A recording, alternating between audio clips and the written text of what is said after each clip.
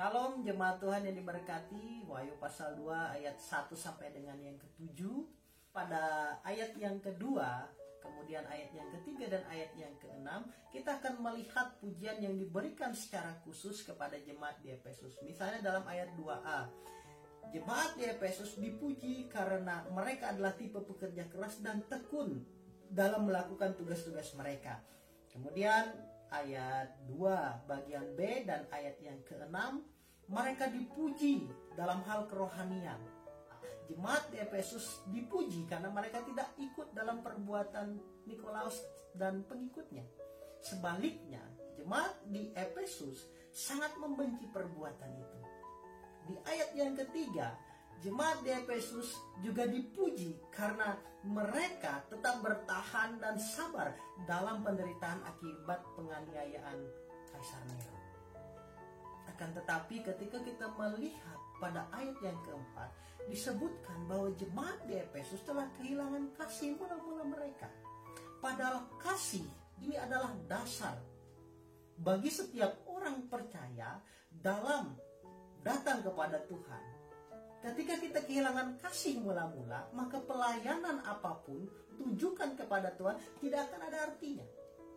Jadi kasih adalah penggerak untuk kita melakukan pelayanan pengabdian kepada Tuhan. Ini menjadi pertanyaan kita bersama. Apakah saya sudah jauh dari Tuhan?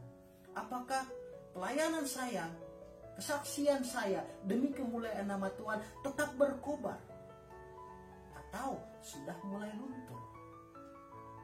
Jadi perlu kita waspadai. Jangan sampai Tuhan Yesus mencela kita karena kasih kita kepadanya mulai luntur.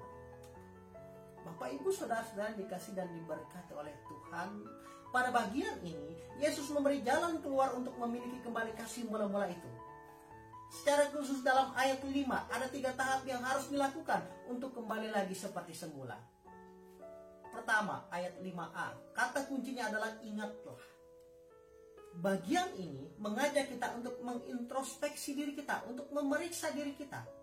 Apakah selama ini hidup saya, hidup kita itu semakin jauh dari Tuhan, atau tetap dekat kepada Tuhan, atau bahkan semakin dekat kepada Tuhan? Kalau kita semakin dekat kepada Tuhan, tetap dekatkan diri kita kepada Tuhan. Tetapi kalau kita semakin jauh dari Tuhan, kembali mendekat kepada Tuhan. Ketika kita dekat kepada Tuhan, maka kita akan memiliki relasi yang baik dengan Tuhan. Bagian kedua, ayat 5b, kata kuncinya bertobatlah.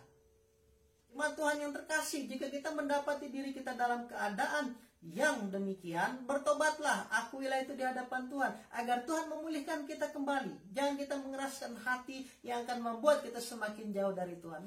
Kemudian ayat 5b, kata kuncinya adalah lakukan lagi apa yang semula engkau lakukan.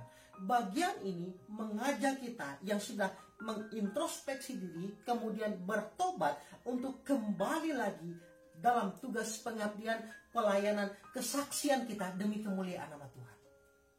Ketika kita sudah mengintrospeksi diri kita, memperbaiki diri kita, kemudian kita bertobat, Tuhan memakai kita, Tuhan memanggil kita untuk menjadi saksi yang hidup bagi kemuliaan nama Tuhan. Dan ini adalah tugas panggilan kita sebagai orang percaya.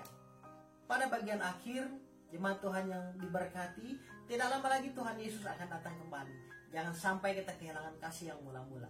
Sebaliknya, peliharalah terus kasih kita kepadanya, sehingga ketika Ia datang, kita didapati sedang memiliki dan mempraktekkan kasih itu. Tuhan Yesus memberkati kita sekalian. Amin untuk firman Tuhan.